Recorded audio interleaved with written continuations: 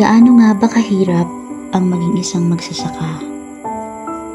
Sa malayong nayon, sa tahimik na lugar, dito ko madalas gugulin ang aking oras.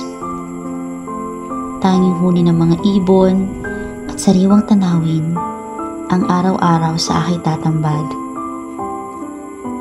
Ang kalyo sa kamay, sa bawat hampas ng piko sa lupa na siyang nagbibigay ng uka na magsisilbing tahanan ng mga butil na magbibigay ng pagkain sa amin.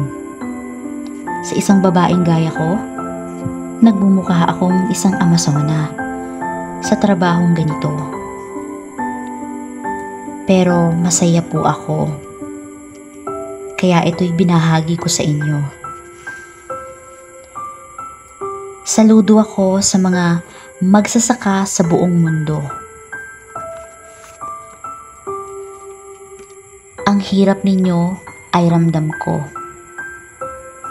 Kung walang magtatanim, wala din tayong kakainin. At wala tayong maihahain sa pamilya natin.